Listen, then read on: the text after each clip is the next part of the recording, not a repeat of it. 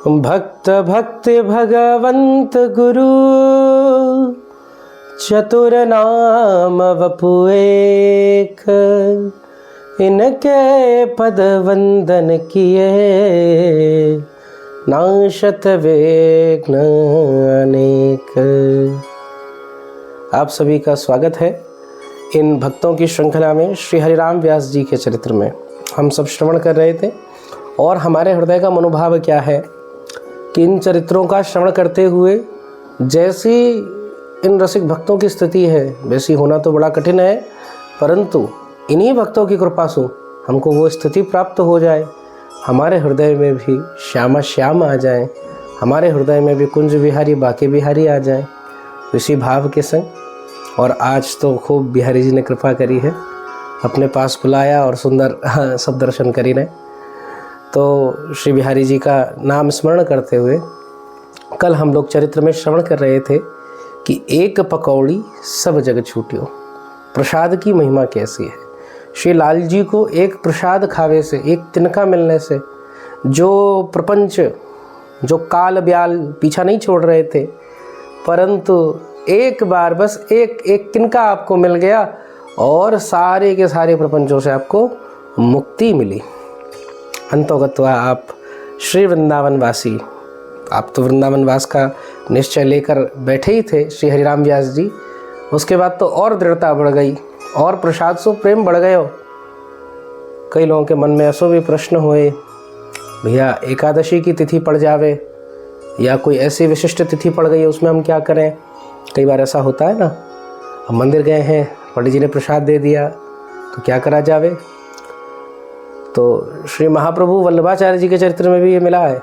वो तो समर्थ महापुरुष थे, तो लगभग जितने समय बीतना था, मतलब द्वादशी पारायण की जब तक मुहूर्त नहीं आया तब तक हाथ में प्रसाद लिए खड़े रहे। पर हर कोई उनके जैसा सामर्थ्य तो नहीं हो सकता ना, उनके जैसा सामर्थ्यवान नहीं हो सकता। तो प्रसाद महिमा के प्रकरण में ऐसो कहो गयो भैया, प्रसाद क्या है पहले इस बात को समझें। प्रसाद ऐसी वस्तु है जो प्रभु को अर्पित करी गई है। श्री ठाकुर जी ने उसको ग्रहण करा है, आस्वादन करा है, और ऐसा करने के कारण वो प्रसाद श्याम सुंदर ही हो गया है।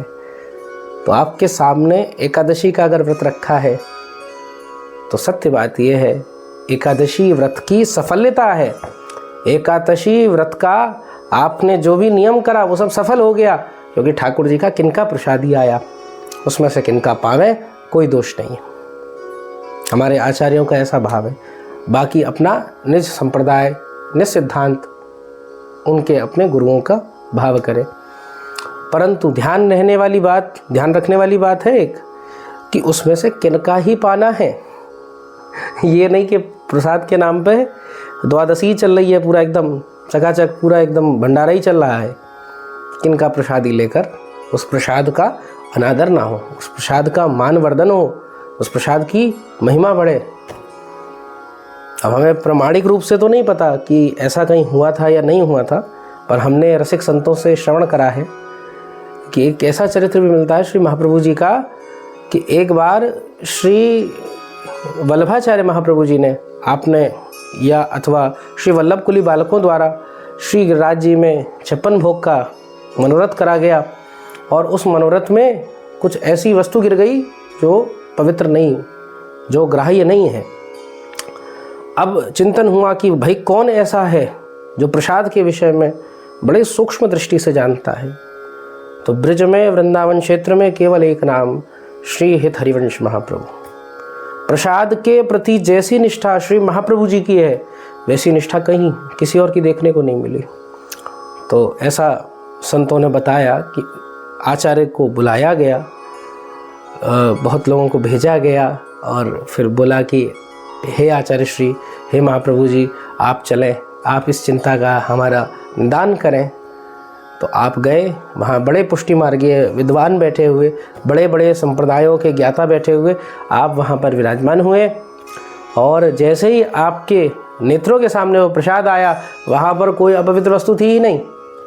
वहाँ सब श्री गोविंद के चरणारविंदों का, गोविंद के मुखारविंद का आदरामृत हो गया, और उसका आस्वादन सभी भक्तों ने करा। तो प्रसाद की बड़ी महिमा है। अब कई लोग ऐसो भी कहें भाई ठाकुर जी को प्रसाद लेके खाना है तो प्याज भी लगाओ, लहसुन भी लगाओ। नहीं, ठाकुर जी तामसिक वस्तुओं का ग्रहण नहीं करते। देखो भक्ति का नियम है अनुकूलेन शीलेन, जैसा लाल जी करें वैसा तुम करो, जैसा आप करो वैसा लाल जी नहीं करें। ये उल्टी गंगा है, इसमें नहीं बहना। हमें क्या करना है, अरे भैया जैसा ठाकुर जी करे, पहले ठाकुर जी के अनुकूल चलो ना, अनुकूलेन शीलेन, इसी को भक्ति कहते हैं। ठाकुर जी के अनुगत्य में आ जाओ, ठाकुर जी के अनुकूल हो जाओ। तो ठाकुर जी को जो प्रिय है, वो प्रिय क्या है वो कौन बताएगा? वो गुरु बताएगी, वो कथा बताएगी, वो ग्रंथ बताएंगे, उनका आश्रय लेना पड़ेगा, थोड़ा सा मेहनत करनी पड़ेगी, पढ़ना पड़ेगा। ठाकुर जी अपने मुखारविंद से बताएंगे, ब्रज भक्त बताएंगे। भाई हमारे यहाँ कितने ब्रजवासी महाराज सुंदर सुंदर भोग बतावे, अरे लाला को जे प्रिय है ये को भोग लगा दो। तो केवल मंदिर में काय को लगाओ, अपने घर में भी लाओ, बनाओ, ठाकुर जी को भोग सिद्ध करो। तो ऐसा हमें भाव करना चाहिए। और अब हम कथा के क्रम में आवें तो कल एक पकौड़ी की कृपा से श्री हरिराम व्यास जी को वृंदावनवास बच गए हो, नहीं तो परिवार वाले लेके चले जाते। तो अब खूब भाव से श्री राधा वल्लभ जी को प्रसाद पा रहे हैं, आनंद कर रहे हैं, प्रसन्न हो रहे हैं। और तभी जितने ब्राह्मण जन थे, परिवारी जन थे, सब गए। और ओरछा में राजा रहते थे, नाम था मधुकर शाह। ये भी बड़े गजब भक्त हैं, इनका भी चरित्र श्री भक्तमाल जी में वर्णित है। ऐसा वर्णन मिलता है कि एक बार श्री राधे, एक बार अकबर ने इस पे मना कर दिया कि कोई पूरे मेरे राज्य में जो भी है तिलक नहीं लगाएगा। और श्री मधुकर शाह जी बड़ा सुंदर तिलक लगाकर माथे पे सुशोभित होकर आते। और तिलक लगाने का बड़ा महत्व है। सूना माथा मतलब बड़ी बुरी स्थिति है भैया, कुछ ना कुछ तो कुमकुम का, श्री ठाकुर जी की प्रसादी चंदन का माथे पे धारण करना ही करना है। ये दर्शाता है, जैसे कोई व्यक्ति पुलिस की यूनिफॉर्म में आ रहा है, कोई व्यक्ति किसी अन्य यूनिफॉर्म में आ रहा है, तो वो दिखाता है कि वो उस क्षेत्र से हैं, ये उनका कार्य है। ऐसे आप वैष्णव हैं, आप भक्त हैं, तो ये आपका चिन्ह है। इसको लगाने में कोई लाज नहीं, कोई शर्म नहीं। और यही इस चरित्र का प्रधान प्रसंग भी है, प्रधान भाव भी है। अब मधुकर शाह जी के कानों में खबर पड़ी कि अकबर ने ऐसा कहा है, और जो नहीं मानेगा उसको मार दिया जाएगा, उसका सर वहीं कलम कर दिया जाएगा। तो आप श्री मधुकर शाह, बड़ा सुंदर कवित्व में वर्णन है, अब वो हमें इसमें अभी स्मरण नहीं एकदम से ही आ गया। तो मधुकर शाह जी आए, वैसे तो केवल एक तिलक दिखता था, ऊपर वस्त्र आदि ओढ़ते थे, केवल एक दुशाला ओढ़ा और राजसभा के बीच में गए, और वो भी दुशाला उठा के फेंक दिया। 12-12 तिलक चमक रहे हैं महाराज मधुकर शाह के। अकबर आश्चर्यचकित हो गया। आप सब लोग सोचे भाई ये कहेगा मारो, और दोनों हाथों में तलवारें। बोले जिसने भी मेरा एक तिलक मिटाया मैं उसके प्राणों को हर लूंगा। अकबर कांप गए, कहने लगे नहीं, मैं तो परीक्षा लेना चाह रहा था, कौन वास्तविक तिलकधारी है। तो सोचिए, ऐसी महिमा, ऐसी वीरता, ये सनातन धर्म के मूल्य हैं। इसका हमें मन में विचार और विमर्श करने की बड़ी आवश्यकता है कि ये वीरता, ऐसी धर्मनिष्ठा, ऐसी सनातन के प्रति निष्ठा। और अब क्या हो रहा है अब हम खुद ही शर्माते हैं। तो ये तो बड़ी विडंबना की स्थिति है, किसी भी रूप से उचित नहीं है। आप किसी संप्रदाय में दीक्षित हो नहीं हो, किसी भी अवस्था में हो, तिलक तो अति अनिवार्य है। अब महाराज ऐसे मधुकर शाह, ये भी भक्त है, इसलिए पूरी कथा मैं आपके सामने कह रहा हूँ। अब ऐसे रसिक भक्त, जब पता चली, ब्राह्मणों ने आके बताया, अरे आपके गुरुजी श्री हरिराम व्यास जी वो तो गए। बोले कहाँ गए? बोले जाति भ्रष्ट हो गए वो, उनका कुछ नहीं हो सकता अब। बोले क्या हुआ भाई, ऐसा क्या हो गया? तो कहने लगे कि उन्होंने किसी भंगिन आ रही थी, उसके हाथ से लेकर प्रसादी पाली। बोले कहाँ की प्रसादी थी? राधा वल्लभ जी की प्रसादी थी। तो आप तो स्वयं वैष्णव थे, अपने गुरु को अच्छी तरीके से भली भांति से जानते थे। तो मन ही मन सोचा कि अच्छा, जो ब्राह्मणत्व का मन में थोड़ा सा अभिमान बना हुआ था वो निकल गया है गुरुदेव का, अब पूर्ण रूपेण वैष्णव हो गए। तो हमें चलना चाहिए गुरु जी के पास। सबने मना करा रहे नहीं, जाति भ्रष्ट है, आप क्या कर रहे हैं, किसी की बात नहीं मानी। श्री मधुकर शाह जी श्री वृंदावन आए। अब हरिराम व्यास जी से मिले। हरिराम व्यास जी तो अपने युगल प्रेम के आनंद में हैं, रस में छके हुए हैं। जिसको एक बार रस ने अपना लिया, जिसको प्रियालाल के रस ने अपनी ओर आकर्षित कर लिया, उसको कहीं और नहीं जाना है, उसको दूसरा ठौर काहे को लेना भैया। भैया उसका तो काम बन गया। अब सब वार्ता हुई, अंत में मधुकर शाह बोले कि गुरुदेव आप यहाँ रहेंगे तो केवल आपका ही भाव, आपका ही वास बनेगा, पर अगर आप जैसा एक वैष्णव भक्त हमारी ओरछा की धरती में आ जाए तो ओरछा में कितने लोगों का कल्याण हो जाएगा। इस बात को सुनकर भी श्री हरिराम व्यास जी ने स्वीकार नहीं करा। अटल वृंदावन वासी है ना, ये ब्रिज हमारा सब कुछ है। कहा गया, वही आपको कल की पंक्ति सुनाऊंगा कि विपिन राज सीमा के बाहर हरिहूँ को न निहार, रे मन वृंदा विपिन निहार। तो अगर वृंदावन के बाहर तो ठाकुर जी भी हों तो भी नहीं जाएंगे, इसी नाम निष्ठा। क्यों? क्योंकि वृंदावन श्यामा श्याम को मिलाने वाला है, ठाकुर जी से प्रेम कराने वाला है, ये सो वृंदावन। अब भैया मधुकर शाह तो बड़े आग्रह करें, आपने फिर किसी तरीके से टाल दिया। अब मधुकर शाह जी ने सोचा नहीं, हमें ऐसा तो नहीं चलेगा, कुछ ना कुछ तो करना चाहिए, तो क्या करा जाए। तो आपके गुरुदेव श्री हित हरिवंश महाप्रभु जी श्री राधा वल्लभ लाल को लाड लड़ाते हुए सेवा कुंज के पास में ही आप विराजमान। मधुकर शाह उनके पास गए, उनको प्रणाम करा, उनका बड़ा सत्कार करा, आदर करा। महाप्रभु जी ने भी उनको सुंदर आसन आदि दिया। अब इसके बाद उन्होंने एक प्रश्न पूछा, हे महाप्रभु जी, मेरे हृदय में एक प्रश्न है, एक संदेह है। महाप्रभु जी ने कहा, क्या संदेह है? कि एक व्यक्ति के कल्याण से हित है, या ऐसा व्यक्ति जिसका कल्याण हो चुका है उसको अन्य लोगों के कल्याण की भावना करनी चाहिए। तो महाप्रभु जी ने कहा, जो दूसरा तर्क है वो ज़्यादा उचित लगता है।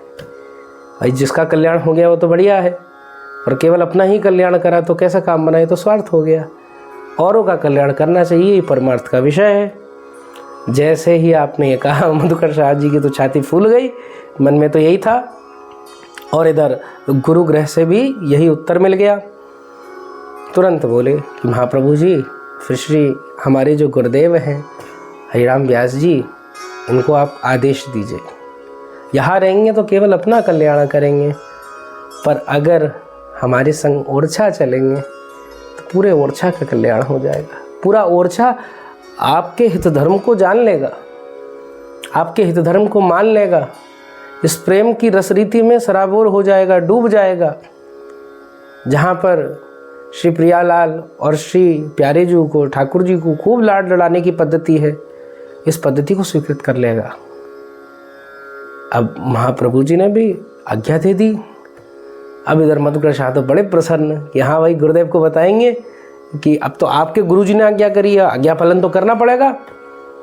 अब महाराज, कोई व्यक्ति जैसे अपने परिकर में ही होता है, तो कई बार ऐसा होता है कि हम लोगों की कोई वार्ता चल रही है, तीसरा व्यक्ति है तो वो जाकर आगे बता देता। ऐसे ही वहाँ पर एक व्यक्ति और था, उसने जाकर ये पूरी बात हरिराम व्यास जी को बता दी कि जो मधुकर शाह है, इसने तो महाराज आपके लिए बड़ा गलत कर दिया, अब वृंदावन वास्तु जाएगो ही जाएगो, महाप्रभु जी की आज्ञा हो गई, जाओ। ओहो, जैसे कानों में शब्द सुने, महाप्रभु जी ने वृंदावन छोड़ने को कहा है, वृंदावन त्यागने को कहा है। आपके लिए तो मानो आपके प्राण आपसे छीन लिए गए। ऐसा कष्ट, ऐसा असहनीय दर्द, ऐसा पीड़ा जिसके कोई वर्णन नहीं कर सकता। आपको सब देख रहे थे, आप अपने आसन से उठे, पास की लताओं को आलिंगन करने लग गए, आंखों से अश्रुपात होने लग गया, रो रहे हैं, लताओं से लिपट रहे हैं, पेड़ों को, वृक्षों को आलिंगन कर रहे हैं, रज को अपने माथे पे लगा रहे हैं, यमुना जी के जल को बार बार निहार रहे हैं। पास में कालिक पड़ी थी, कालिक को उठाया, अपने मुंह पे रंग लिया। लोगों ने कहा, व्यास क्या करते हो?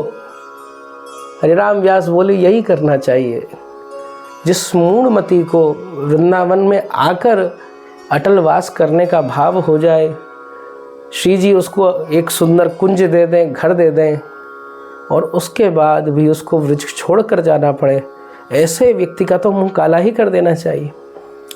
तब आपके मुख से एक पद निकसियो, एक पद निकलो, और वह पद में आपने श्री ब्रज के प्रति अपना जो प्रेम है वो प्रकट करो कि श्री वृंदावन के रूख हमारे मात पिता सुत बंध, गुरु गोविंद साधु गति मति, सुख फल फूले न को गंध, इनहि पीठी दे अनत डिठे करे, इनहि पीठी दे अनत डिठी करे, सो अंधनी में महा अंध, व्यास इन्हीं छोड़ और छुड़ावे, व्यास इन्हें छोड़े और छुड़ावे, ताको परे निकंद निकंद, ताको परे निकंद निकंद। श्री वृंदावन जय वृंदावन, वृंदावन ही साथ रे। मुख सो ऐसो भाव निकलियो कि श्री वृंदावन के रूख हमारे माता पिता सुत बंधु। ये जो वृंदावन की लताएं हैं ये हमारी माताएं हैं, ये हमारे पिता हैं। इससे पहले जो जन्म हुआ था उसमें भैया कौन संग था, कौन गोत्र थे, हमें नहीं पता। अब तो हम अच्युत गोत्रीय हैं और वृंदावन की लताएं मेरी माँ हैं। वृंदावन के ये जो सुंदर सुंदर वृक्ष हैं यही मेरे पिता हैं। गुरु गोविंद साधु गति मति। और गुरु गोविंद कैसे कोई भेद है ना, एक है, एक क्या है। हमारे यहाँ ये भाव नहीं गुरु गोविंद दो खड़े काके लागू पाए, क्योंकि गुरु ही गोविंद है और गोविंद ही गुरु है। श्री हितजू ही श्यामा श्याम है और श्यामा श्याम ही हितजू हैं, ऐसो भाव। और भैया सुख कहाँ है, वो तो इन ब्रज के फल फूलों में ही है। और इन्हें पीठ दे अनत डिठी करे, इन्हें पीठ दिखा के मुँह को अनत कहीं जानो पड़ रो, अलग कहीं जानो पड़ रो। मुँह से बड़ो अंधरो कौन हो, मुँह से बड़ो अंधो कौन होगो, जो इनको त्याग करके ऐसी लताएं जो श्यामा सु मिलावें, ऐसी लताएं जो श्याम सो मिलावें, उनको त्याग करके मैं जा रहा हूँ।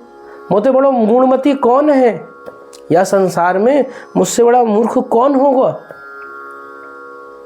अरे भैया कैसी लताएं हैं तो सुनिए। ऐसी लता है कि जब प्रियालाल को मन करे झूला झूलने को, जब राधा वल्लभ लाल जी को मन करे झूला झूलने को, तो स्वतः ही झूले का आकार बन जाता है। जब मन करे भैया कि हाँ आज वन विहार करो जाएगो, तो सुंदर अपने आप ही पग, अपने आप ही मार्ग प्रशस्त होता जाता है। ऐसी ब्रज की लताएं हैं। और कहीं ना कहीं कहना पड़ेगा भैया बड़ी बुरी स्थिति है इस समय, मॉडर्नाइजेशन या जो भी कहें, कि लोग ब्रज की लताओं को काट रहे हैं। वृंदावन के प्राण लेना है ये ब्रज की लताएं कौन हैं? गोपियां हैं, सहचरियां हैं, सखियां हैं, नाना प्रकार के संत हैं जिन्होंने करोड़ों करोड़ों वर्षों तक तपस्या करी है। उद्धव कह रहे हैं, भागवत प्रमाण है कि आशा महो चरण रेण जुषा महम श्याम वृंदावने किमपि गुल्म लतौषधि नाम। या वृंदावन की मैं गुल्म लता औषधि कछु बन जाऊं, यहाँ की रज बन जाऊं। वंदे नंद ब्रज स्त्रीणाम पाद रेणुम अभीक्षसा। यासाम हरि कथोद्गीतम, इनके द्वारा प्रभु की कथा निकले जो चारों भुवनों को पवित्र कर देती है, त्रिभुवन को पवित्र कर देती है। ऐसी ब्रज की लताएं हैं। ये कोई सामान्य नहीं है, ये गोलोक के दैवीय जीव हैं। उनको हमें ध्यान रखना चाहिए। और हमने ऐसो श्रवण में सुनो है, एक संत बता रहे कि इन लताओं से कोई ना कोई संबंध जोड़ लो। जब ब्रज में आओ तो कोई एक लता से अपनो संबंध जोड़ लो। जैसे कोई एक पंडा जी करो, पुजारी करो दर्शन करावे के लिए, कोई गुरु करो आपको मार्ग प्रशस्त करने के लिए, ऐसे एक लता को भाव कर लो कि ये लता सो मेरो संबंध है। जब भी आओ उसके पास बैठो, बाकी देख रेख करो, बाकी ध्यान रखो। आओ तो नियम ले लो, एक वृक्ष या एक लता तो श्री वृंदावन में मैं पधराऊंगा। अब वृक्ष को आपने भाग बदलो कि नहीं बदलो, कहीं दिल्ली हरियाणा छत्तीसगढ़ में पड़ो रहते हो, कहाँ वृंदावन की प्राप्ति होती, कितनी योनियाँ जाती। और आप उसको लेके आ गए, अपने हाथों से आपने इस ब्रिज की धरती पे उसको लगा दिया, वो बड़ा वृक्ष बन रहा है, कितने लोगों को आनंद दे रहा है। उसका लाभ आपको नहीं मिलेगा क्या? सोच के देखिए। तो भैया इसीलिए इन लताओं से बहुत प्रेम करनो, इनके प्रति खूब सद्भाव करनो है। यही अपने साथी हैं, ये अपने वैष्णव हैं, ये हमारे ठाकुर जी को लाड़ लड़ाने वाली सामग्रियां बनती हैं कुंज में निकुंज में। तो हमारे लिए बड़ो भाव है। अब ऐसी स्थिति जब देखी, सब जाके बताने लगे कि व्यास जी की क्या स्थिति हो गई है, आंखों से आंसू निकल रहे हैं, मुंह काला हो चुका है, लताओं से लिपट रहे हैं। आप सोचिए वृंदावन के प्रति प्रेम किस स्तर का होगा उस हृदय में। एक बार सोचने की बात है, हम लोग वृंदावन में रह के सोचते हैं भैया नाना प्रकार की जुगाड़, जो प्रपंच दिल्ली में चल रहा है वही वृंदावन में चलता है। मानवीय सृष्टि में जो प्रपंच बंबई में चल रहा है वही प्रपंच हमारा यहाँ चल रहा है। पर हरिराम व्यास जी का प्रेम देखने वाला है कि इस वृंदावन ने, जिसने श्यामा श्याम की कृपा से मैं पुनर्जन्म दियो, मैं नयो जन्म दियो, मैं विशाखा स्वरूप को ज्ञान करायो, मैं वाकु कैसे त्याग दूं? गुरु आज्ञा हो गई, टाल भी नहीं सकता, क्या करो जाए। अरे ऐसे ऐसे मुंह को काला कर देना चाहिए। आपके मन में ऐसा भाव आया जब श्री महाप्रभु जी के कानों में बात पड़ी कि वृंदावन के पथ पर, वृंदावन की वीथियों में एक ऐसा भक्त, एक रसिक घूम रहा है। वो क्या कर रहा है? वो अपना मुख काला करके श्री वृंदावन की लताओं को गले से लगा रहा है और रो रहा है, और उसका नाम व्यास है, हरिराम व्यास है। आप दौड़कर, आपने कुछ सोचा नहीं, श्री महाप्रभु जी तुरंत भागते हुए पहुंचे और स्थिति को देखा, व्यास को उठाया। और गुरु का काम उठाना ही होता है। व्यास को उठाया, श्री हरिराम व्यास जी के अश्रु पोंछ दिए, मुख को साफ करो। अरे व्यास, ये तुम कहा कर रहे? हे व्यास जी, तुम ये कहा कर रहे? कैसे परेशान हो रहे? कौन सी चिंता आ गई? व्यास जी की आंखों में आंसू, कैसे कहो? पीछे से एक बालक बोलो, अरे महाप्रभु जी, आपने कही थी ना कि वृंदावन छोड़ के जाओ। बातें इनको हृदय मानो, इनके प्राण निकल गए। गुरु की आज्ञा टारूं कैसे और इस आज्ञा को निभाऊं कैसे? इस विडंबना में पड़ गए। मन में आया कि वृंदावन वास मिला, उसके बाद फिर छोड़ना पड़ रहा है, ऐसे मुंह को काला कर देना चाहिए। जैसे आपने ये भाव सुने, आपने हरिराम व्यास जी को गले लगा लिया। गुरु की प्रसन्नता शिष्य के पैर दबाने में नहीं है। गुरु की प्रसन्नता शिष्य के बड़े प्रसिद्ध हो जाने में भी नहीं है। गुरु की वास्तविक प्रसन्नता वो है कि जिस परमानंद घन स्थिति में श्री सद्गुरुदेव हैं, उसी स्थिति में शिष्य पहुंच जावे। जिस श्यामा श्याम के विहार का अवलोकन श्री सद्गुरुदेव कर रहे हैं, उसी विहार का अवलोकन शिष्य को होने लग जाए। आज श्री महाप्रभु जी अत्यंत प्रसन्न हो गए, मानो सद शिष्य की प्राप्ति हो गई। हृदय आलिंगन प्रदान कर दिया। मधुकर शाह भी इस स्थिति को जाना, देखा तो कुछ समझ ना पाए। श्री हरिराम व्यास जी के चरणों में विनीत हो गए, कहने लगे आपको कहीं जाने की जरूरत नहीं है, आप यहीं रहिए। ऐसो श्री ब्रिज के प्रति प्रेम। हमारे यहाँ कई प्रकार की निष्ठाएं हैं, जिसमें रूप निष्ठा भी है, धाम निष्ठा भी है, नाम निष्ठा भी है ना।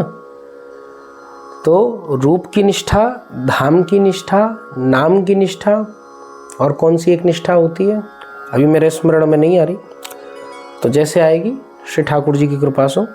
तो धाम निष्ठा श्री वृंदावन सो, रूप निष्ठा श्री राधा वल्लभ लाल सो, और नाम निष्ठा श्री हरिवंश नाम सो, और लीला निष्ठा, लीला की निष्ठा, लीला की निष्ठा श्री वनचंद की लीला सो। अब यही 4 भागों में है। अब कोई संप्रदाय हो, इन चारों से ही चलेगा। एक धाम निष्ठा हो, एक रूप निष्ठा हो, एक लीला की निष्ठा और नाम की निष्ठा। आप राम जी के भक्त हैं तो सीताराम नाम निष्ठा, फिर उसके बाद में रूप निष्ठा सीताराम सरकार, फिर उसके बाद में आपकी धाम निष्ठा चित्रकूट अयोध्या कहीं एक धाम, फिर लीला निष्ठा रामायण की जो लीलाएं हैं उनमें निष्ठा। तो जब ये सारी निष्ठाएं बड़ी परिपक्व हो गईं, तब व्यास जी के हृदय से ये उद्गार हुआ, और ठाकुर जी श्री जी तो लीला करें भैया। कभी हरिराम व्यास जी के मुख पे कालिक लगने दे सकते हैं क्या? श्री विशाखा सखी के अवतरण हैं, ऐसी स्थिति होनी कोई सामान्य बात है क्या? ये सब लीलाधर की लीला है। राधा वल्लभ लाल अखंड ब्रह्मांड नायक हैं, तो अपने प्रिय पात्रों के संग ठाकुर जी कभी कभार किलोल करते हैं, खेलते हैं, कौतूल करते हैं। तो वैसे ही एक कौतूल भी है। और तीसरी बात आज्ञा पालन। अब श्री हरिराम व्यास जी चाहते तो मना कर सकते थे, महाप्रभु जी आपकी सब आज्ञा स्वीकार है, पर मैं वृंदावन छोड़ के नहीं जाऊंगा। पर ये भजन की रीत नहीं है, ये रस की रीत नहीं है। एक बार सदगुरु का वरण हो गया तो फिर गुरोर आज्ञा अविचारणीय, गुरु की आज्ञा में विचार नहीं है। क्यों होगा? गुरु जी ने आज्ञा दी सेवा पधरा लो, तो सेवा पधराओ। दिमाग में ज़्यादा सोचने की आवश्यकता नहीं, विचारने की आवश्यकता नहीं, कछु करवे की आवश्यकता नहीं। श्री ठाकुर जी स्वयं करेंगे। गुरु ने कहा ये कार्य करो तो कर दो, बिना सोचे बिना समझे, कोई तर्क नहीं, कोई प्रश्न नहीं, तुरंत उस कार्य को कर दीजिए। तभी ये निष्ठा का रहस्य मिलता है, इस निष्ठा का भाव मिलता है। अब एक शिष्य बड़ा पैर दबा रहा था, अब चरणों की सेवा कर रहा है। गुरु जी ने कहा नेक बेटा नेक पीठ पे चल दियो। शिष्य बोला राम राम प्रभु, मैं कैसे चलूं, मैं कैसे चल सकता हूं, अपने चरणों को आपके ऊपर रख लूंगा, नरक जाऊंगा। गुरुदेव ने कह दिया भैया पीठ पे लात रखने में इतना घबरा रहा है, तूने जबान को लात तो पहले मार दी। विचार करिए, गुरु की आज्ञा में कोई विचार नहीं, और अपने प्रेम को भी प्रकट कर दियो। तो 2 लीलाएं हैं। ठाकुर जी ने एक तो प्रेम प्रकट करायो, श्री वृंदावन के प्रति कैसो प्रेम है, कैसे रसिक भक्त हैं। ये रसिक शब्द जो है ये यहाँ चरितार्थ हो रहा है, और कैसे श्री गुरु भक्त हैं। अब जैसो ये कृपा भई, तब आपके सारे परिवार वालों को लगा भैया ये तो बड़े भक्त हैं। मधुकर शाह जी ने भी बताई, तो सबरे परिवार वाले, सबरे कुटुंबीजन आकर यहाँ पर बस गए। तो ऐसे आपके सभी परिवार वाले, सभी संबंधी जन आकर श्री ब्रिज में वास करने लग गए। और श्री बनखंडी महादेव के आगे का क्षेत्र किशोर वन में आप निज वास करते, और सब किशोर पाड़ा के नाम से, किशोर पाड़ा के नाम से प्रख्यात भयो। और या के बाद में श्री व्यास जी ठाकुर जी की सेवा में बड़ो भाव करते हैं। अब आपका एक काम ये था कि भाई वृंदावन में जानो, जितने ठाकुर जी हैं सबके यहाँ कछु ना कछु पद की सेवा करके आनो। कछु न कछु अपनो भाव कहनो। तो ऐसे ही गोपाल भट्ट जी के यहाँ झूलन उत्सव हुआ। श्री गोपाल भट्ट गोस्वामी जी महाराज, आप श्री चैतन्य संप्रदाय, श्री युगल अवतार श्री चैतन्य महाप्रभु जी के संप्रदाय में आपका भाव है और ऐसा है कि पट्टा अभिषिक्त शिष्य के रूप में आप विद्यमान हैं। तो श्री गोपाल भट्ट गोस्वामी जी के पास में झूलन उत्सव भयो और श्री गोपाल भट्ट जी पे कौन से विग्रह थे? तो उसका उत्तर है शालिग्राम। तो शालिग्राम विग्रह थे। क्या करा उन्होंने? शालिग्राम जी को झूला झूलाने लग गए। तो कैसे शालिग्राम जी हैं? गंडकी से निकले एकदम पवित्र दामोदर शालिग्राम। अब वो झूला झूल रहे हैं। श्री हरिराम व्यास जी आए।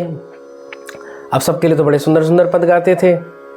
गोपाल भट्ट जी ने कहा, नेक मेरे ठाकुर जी के लिए भी पद गाओ, मेरे ठाकुर जी को भी लाड लड़ाओ। अब जैसे आपने दर्शन करे ठाकुर जी के, ओहो ठाकुर जी कैसे दिख रहे हैं कि भैया ये तो गोल मटोल है, इनके कौन से हाथ हैं, इनके कौन से पैर हैं, इनके न नाक है। तो अब क्या वर्णन करा जाए? तब आपने एक पद रचा, झूला झूले मेरे गंडकी नंदन। आपने ऐसो पद कहो, या पद को भाव का है कि झूला झूले मेरे गंडकी नंदन। गंडकी नंदन माने अब आपके माता पिता को तो पता ना है, शालिग्राम जी के कौन से माता कौन से पिता, तो गंडकी नदी में आप प्रकट होते हैं, इसीलिए गंडकी नंदन। और कैसे लिख रहे हैं? मानहु भटा कढ़ी में बोरे, मानो बैगन को चंदन लगाए ना तो कड़ी में डाल दियोगे, पीरी पीरी कड़ी है और बीच में बैगन तैर रहे, अंग लगाए चंदन, ऐसा स्वरूप है आपको। और हाथ ना पाव नयन नहीं नासा, ना हाथ है ना पाव है, नैन नहीं है, नासा भी नहीं है, नाक भी ना है। ध्यान करत कछु होत आनंदन, ध्यान करते हैं तो कछु कछु तो आनंद हो जाए। और जालंधर वृंदा वल्लभ गावे व्यास कहा कही छंदन। अंत में कह दिया, अब और कहा गाऊं, यही है, यही गा सकूं, यही। अब आपके ठाकुर जी ऐसे मैं कहा करूं, या मैं मेरे कहा कसूर?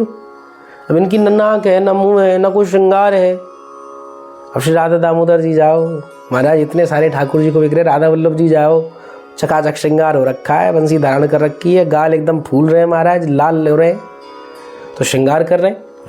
पर अब इनके न नाक है, न मुंह है, कान है, मैं कहाँ से कर दूं वर्णन? जब ऐसा भाव कहो, श्री गोपाल भट्ट जी हृदय में संकुचित है गए कि भाई व्यास जी तो हमको सुना के चले गए। अब एक तो ये भाव है, दूसरा भाव ये है कि एक पोशाक वालों भी तभी आए धमको। माँ ने भी कह दी कि अरे भैया सबके यहाँ पोशाक बांट रहे, पर आपके तो गोल गोल शालिग्राम जी हैं, अब यहाँ मैं कहाँ बांटूंगा मैं? तो वो चले गए। और इधर श्री महाप्रभु जी अंतर ध्यान हुए थे। तो गोपाल भट्ट जी के हृदय में वेदना तो थी, महाप्रभु जी को अपने इष्ट के रूप में, अपने गुरु के रूप में आप भाव करते।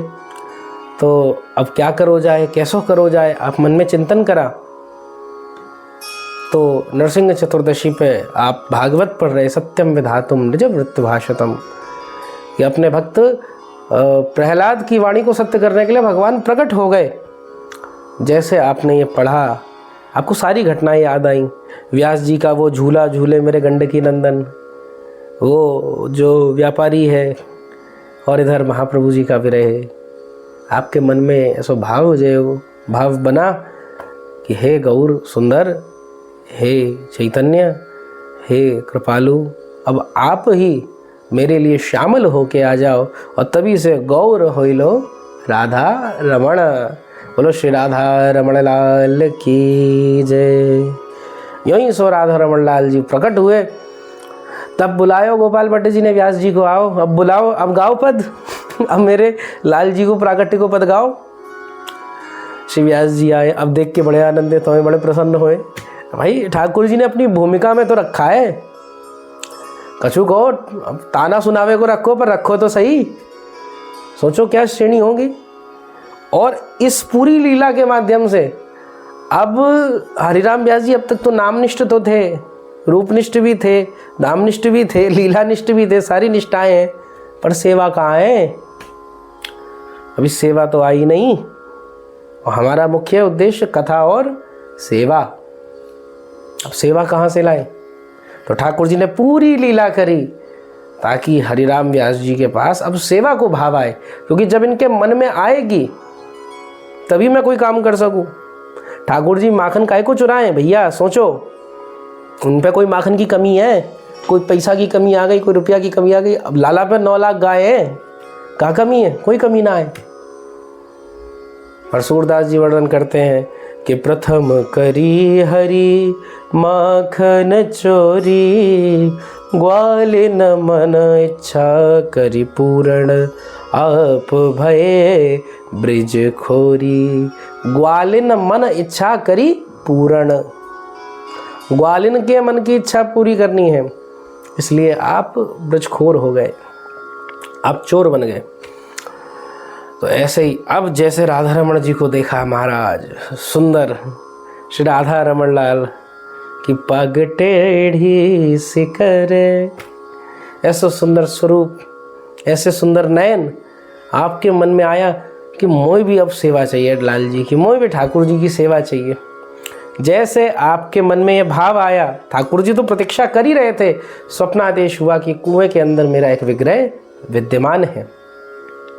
और जैसे ये आदेश हुआ, आप तुरंत गए, कुआं के पास पहुँचे और वहाँ पर श्री ठाकुर जुगल किशोर लाल प्रकट हो गए। बोलो जुगल किशोर लाल की जय हो। श्री जुगल किशोर लाल कैसे हैं? श्री प्रिया जी का संग है।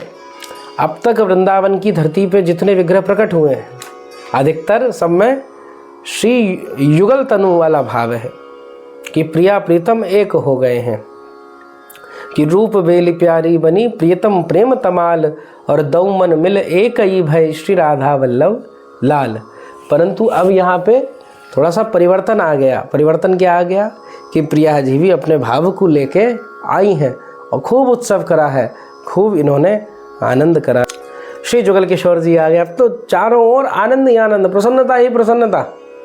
भैया धाम की निष्ठा तो थी, रूप नाम लीला और अब अंत में सेवा भी, सारा काम बन गया। अब तो ठाकुर जी की चक्र सेवा करें, कैसी पद्धति से सेवा करें?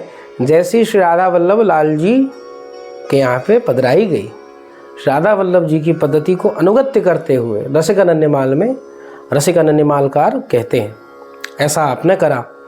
अब या के बाद में कोई बड़ो सेठ आयो और ठाकुर जी के ताई बंसी लेके आगो कि ये अपने जुगल किशोर जी को जैसे सोना की बंसी ने सोने की बंसी पधरा दो, देख लो कैसे लग रहे हैं, कैसे कितने प्यारे लग रहे हैं, कैसा स्वरूप है इनको। अब जैसे ही आपने बंसी ली, अब बंसी हाथ में ली, अब ठाकुर जी के हाथ तो बड़े कोमल, बड़े छोटे छोटे। अब हरिराम व्यास जी नए नए सेवक, और सेवक भी कहाँ से आ रहे हो भाई, शास्त्रार्थी है, अब ये भूलो मत। अब तो अब उन्होंने शुरू करी, अब थोड़ा जोर और लगा दिया, जोर लगाया, ठाकुर जी के हाथ से रक्त निकल आया। नेक्स्ट जोर लगायो और ठाकुर जी के हाथ से रक्त निकल आया। ये देख के तो अब बड़े भयभीत हो गए। ठाकुर जी को मैंने श्रम भी कराया और मेरे कारण ठाकुर जी को चोट लग गई, अपराध बन गए हो। यमुना जी के तट पे जाके बैठ गए, मुझे सेवा को अधिकार नहीं है। अपने लालन तू कह दी, अन्य भक्तों से कह दी आप लोग सेवा कर लो, पर मैं सेवा ना कर सकूं। क्यों? क्योंकि भैया अब मैं सेवा करूंगा, मैं देखो कितना बड़ा अपराध हो गया। अब शाम को श्री लाल जी की आरती आदि का समय, अब कौन सेवा करे, कौन करे? तब कछु बालक आदि जो थे उन्होंने अपना क्रम करा। अब महाराज इधर आरती का समय हुआ, सबने बुलाया कि व्यास जी चलो आरती तो चलो। आरती के समय जैसे आप पहुँचे तो आप क्या देख रहे हैं? आपने दर्शन करे भैया कि जो वंशी लाल जी के हाथ में नहीं आ रही थी, ठाकुर जी ने अपने हाथ बड़े कर दिए और वो वंशी उनके हाथ में आ गई है। जैसे इस लीला के दर्शन करे श्री हरिराम व्यास जी अत्यंत प्रसन्न हो गए, पर बार बार हिचकिचाएं कि नहीं नहीं मैं सेवा नहीं ले सकता, क्योंकि मुझसे अपराध बन गए हुए, मुझसे ठाकुर जी को गलत भाव बन गए हुए। तब ठाकुर जी स्वयं स्वप्न में आए और आज्ञा करी कि नहीं हरिराम आपको मेरी सेवा करनी है। अब बड़े रसिक भक्त हैं, ऐसा ही होना चाहिए भक्त को। एक बार की बात है, आप पाग बांध रहे ठाकुर जी के लिए, बढ़िया सुंदर पाग आई थी। भाई जब सेवा करते हैं तो लोग भेंटें देते आते हैं कि ठाकुर जी को बांधना। तो अब पाग बांध रहे उस समय, बड़ी बार बार बांधे खुल जाए, बांधे खुल जाए, बांधे खुल जाए। हरिराम व्यास जी ने कही, हम कौन हैं व्यास भरोसे कुंवरी के, सोवत पांव पसार। अरे व्यास का स्वरूप तो ये है। और यहाँ ठाकुर जी ने तुमने अच्छी सेवा में फंसा लियो हमको, अब तुम्हें पाग बांधनी हो बांधो, नाई बांधनी हो नाई बांधो। जय सिया राम। फिर राधा वल्लभ लाल चल दिए, भजन के क्रम में बैठ गए, माला करने लग गए, श्री यमुनाष्टक का पाठ करने लग गए। अब जब ये हुआ तो शाम को पुनः दर्शन का समय, तो देख रहे हैं पाग वैसी बनी पड़ी, और इतनी सुंदर पाग, सुंदर बढ़िया सी लगी हुई, और बिल्कुल मुकुट सी शोभा हो रही, आनंदित हो रहे सब, क्या पाग बंधी है। हरिराम व्यास जी ने दर्शन करे, ओह क्या बात है, जब ऐसी पाग बांध सको आप तो मुझसे क्यों बंधवाओ, मुझे काहे को श्रम कराओ, मैं भजन करने दो। ठाकुर जी ने आदेश करी, नहीं मेरी सेवा तो करनी पड़ेगी, वो तो सेवा में ही आनंद आवे, मैं तो अपने जन के संग खेलूं। देखो एक शिक्षा जो है यहाँ पे बहुत सारी हैं, पर एक महत्वपूर्ण बात यह है कि ठाकुर जी अपने जन से खेले। तो ठाकुर जी की सेवा में अगर कछु अपराध भी बन जावे तो सेवा नहीं रोकनी है, क्योंकि सेवा परम कर्तव्य है। भाई जब कोई काम शुरू करोगे तो गड़बड़ होना तो स्वाभाविक है, पर गड़बड़ होगी इसलिए मैं सेवा ही ना करूं, गलत बात। सेवा करना प्रधान काम है। अब उसमें कुछ गड़बड़ हो रही है, ठाकुर जी अपने आप धीरे धीरे सुधारते जाएंगे, ज़्यादा माथा मारने की ज़रूरत ना है। ठाकुर जी अपने आप संकेत कराते जाते हैं, अपने आप बताते जाते हैं, ऐसे है वो, ऐसे होगा, ऐसे होगा। और जो सेवक होए वासु खेले भी हैं, खेल करें। मदन मोहन जी की कितनी लीलाएं हैं। गोसाई जी तो डांट देते, खेलने निकल जाते बच्चों के साथ में, राधा गोविंद देव जी, ठाकुर जी श्री पंडित बाबा के साथ में खेलने को निकल जाते, डांटते गोसाई जन, कहा कर रहे हो लाला, ऐसे जा रहे हो। श्रीनाथ जी की कोई भंगी को बालक हतो, बाकी संग खेलने लग गए, गोविंद स्वामी ने पकड़ लियो। तो ठाकुर जी अपने भक्तों से खेलें, क्रीड़ा करें। सेवक को अधिकार कैसे है, जो माँ यशोदा का अधिकार है। जब हम श्री विग्रह की सेवा कर रहे हैं, हमारे हाथ में ठाकुर जी का विग्रह है, तो हमारा स्वरूप बाहर से कुछ भी हो, चाहे हम स्त्री हों या पुरुष हों, आंतरिक स्वरूप जो है वो होना चाहिए कि मैं प्रभु की मातृ स्वरूप हूँ। जैसे श्री प्रभु की मैया यशोदा है वैसे ही मैं हूँ। जैसे माँ यशोदा लाल जी को लाड़ करे, वैसे ही मेरा काम है लाल जी को लाड़ करनो। कभी ज़्यादा शैतानी गए तो सुनानो भी काम है। पर ये सब भाव कब आएंगे, जब आप हृदय में मानेंगे कि हमारे जो ठाकुर जी हैं, हमारे जो प्रभु हैं, वो सच्चिदानंद हैं। भागवत जी में महात्म्य को प्रथम श्लोक ही है, हमारो ठाकुर साँचो है, हमारा ठाकुर चैतन्य है, और हमें ठाकुर सेवा से ही आनंद मिलेगो, दूसरे कछु काम से नहीं मिलेगो। जब हृदय में ये भाव प्रगाढ़ हो जाएगा तब ठाकुर जी लीला करेंगे। कभी कभी संकेत भी भेजेंगे, और ऐसे ऐसे संकेत भेजेंगे माँ तो पटक तो रह जाओगे, पर वो सब आनंद है, उसमें पीड़ा का अनुभव नहीं होगा, कष्ट का अनुभव नहीं होगा। हरिराम व्यास जी को कहीं कष्ट का अनुभव हो रहा है, कहीं लिखा है ऐसा? कहीं पे दुख का अनुभव हो रहा है, ऐसा कहीं लिखा है? कहीं नहीं है प्रभु। क्योंकि परमानंद की सेवा कर रहे हो आप, आनंद की सेवा कर रहे हो, आपके जीवन में आनंद निश्चित है। और एक और सावधानी पकड़ो, सेवा में अपनी मनमानी मत करो, ठाकुर जी जैसो करें वैसे रहो। एक सूत्र है कि जैसे रखो तैसे रहूँगो, जैसे लाल जी राखें वैसो मैं रहूँगो, ज़्यादा बुद्धि नहीं मारूँगो। ठाकुर जी जैसो रखें वैसे रहूँगो। और देखो कर्म मार्ग में भी है, कर्म मार्ग है भाई। अब कोई बच्चा है, पढ़ने जा रहा है, कुछ एजुकेशन है, कुछ ना कुछ करना है, तो अब मान लीजिए कि कर्म मार्गीय है, तो वहाँ पढ़ना ही सेवा है आपकी। अगर आप नौकरी कर रहे हैं तो वो नौकरी ही सेवा है। कौन आ रहा है ग्राहक के रूप में? मेरे ठाकुर जी आ रहे हैं। कौन है बॉस के रूप में? मेरे ठाकुर जी हैं। उतनी ही मेहनत से, उससे दुगनी तिगुनी मेहनत से काम करूँगा मैं। इसमें नहीं परेशान हूँगा कि हाँ अभी ये बला है, अभी ये सर दर्द है, अभी ये परेशानी है। नहीं, ऐसे मुझे कोई परेशानी नहीं होगी। तो ये सब भाव यहाँ से लेके जाने हैं। जो भक्तों के चरित्र का क्रम हमने सोचा है, उसका भाव मूल यही है कि हम कुछ ना कुछ शिक्षा चरित्रों से ग्रहण करें, कुछ ना कुछ अपने हृदय में भावों को धारण करें। आगे एक चरित्र और आता है, एक ब्राह्मण सिपाही होता है श्री ओरछा नरेश मधुकर शाह जी की सेना का। अब वो आवे वृंदावन, उसको किसी ने बता दी कि भाई हरिराम व्यास जी हैं, उनके पास चले जाना। तो हरिराम व्यास जी के पास चले गए। अब जब आए तो मन में ये भाव था कि व्यास जी तो जाति बहिष्कृत हैं, जो जाति बहिष्कृत हैं क्योंकि भाई भंगी के हाथ से पा लिया था। तो उसने आकर हरिराम व्यास जी से मिला, दंडवत करी, सब प्रणाम करा क्योंकि आदरणीय है। परंतु उसके बाद में उसने मन में विचार करा कि भैया इनके हाथ का भोजन खाना उचित नहीं है, क्योंकि इनके द्वारा जाति बहिष्कृत तो हो चुके हैं ये, क्योंकि भंगी का उसने भोजन ग्रहण कर लिया है। जब ऐसा मन में भाव आया तो व्यास जी से बोला, आप मुझको एक काम करो, एक आप मोए कछु वस्तु दे दो, कछु अनाज दे दो, मैं बस वाकू पाके ही आराम से रह लूँगा, कोई दिक्कत ना है। जब ऐसो कही तो भैया कहा करो जाए। व्यास जी गए, तुरंत अनाज आदि की व्यवस्था कर दी और कह दियो कि भैया तू बना ले। मैंने कही जल दो, पानी। अब मैंने जब जल मांगी तो महाराज आप गए और पहनियाँ पड़ी थी कोई ब्रजवासी की वही ब्रजवासी की पहनियाँ उठाई, पहनियाँ मैंने आज की भाषा में गए चप्पल, तो उसी को उठाया, उसी में जल भर दिया, पुराने समय की थी, और उसी को सामने रख दिया।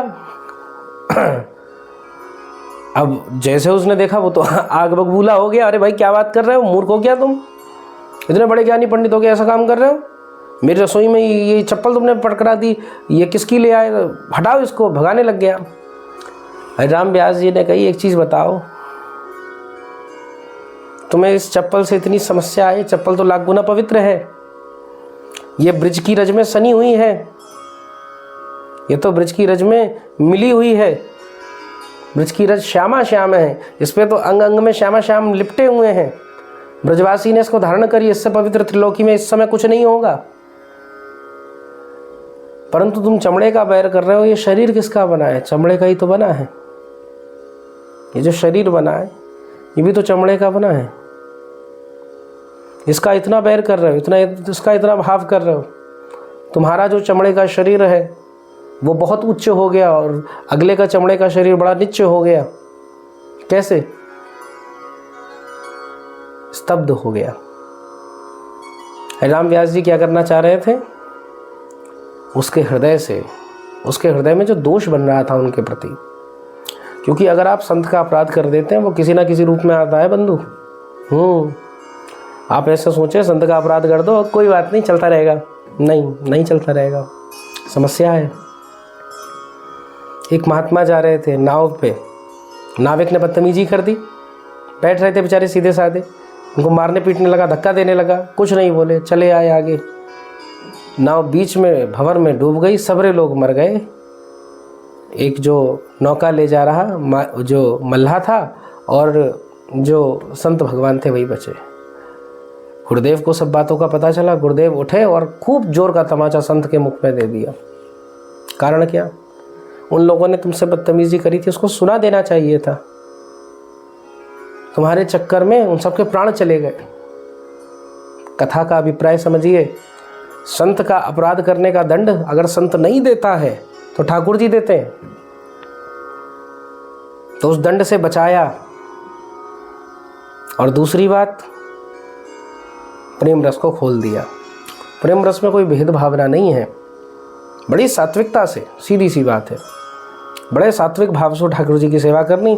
हमें किसी का अपमान नहीं करना, हमें किसी का अनादर नहीं करना, हमें अपनी संस्कृति, अपनी वर्ण परंपरा, अपनी आश्रमी परंपरा का पालन करते हुए, अपनी रस उपासना, अपनी भक्ति का पालन करते हुए किसी का हृदय द्रवित नहीं करना, क्योंकि इससे बड़ा पाप हो नहीं सकता। किसी आम पुरुष का आप हृदय दुखा दें, किसी व्यक्ति को आप परेशान करें, और किसी की सहायता करने से बड़ा पुण्य हो नहीं सकता। तो यही आज के सार के साथ ले जाएं। बहुत सारी हमने चर्चाएं करी और काफ़ी लंबा समय भी निकल गया, धीरे धीरे हमको भी नहीं पता चला। आज थोड़ा स्वास्थ्य भी अस्वस्थ ही है, तो इसीलिए ये क्रम चलता रहे। आप सबसे पुनः प्रार्थना है, निवेदन है कि ये जो वीडियो है, वीडियो स्वरूप में आप देख रहे हैं, इसको अधिक लोगों को, अधिक से अधिक लोगों को पहुंचाओ, ताकि हमको भी थोड़ा सा भाव बने और हम ऐसे ही चरित्रों को आपके सामने लाते रहे। श्री राधा वल्लभो विजयते, श्री हित हरिवंश विजयते।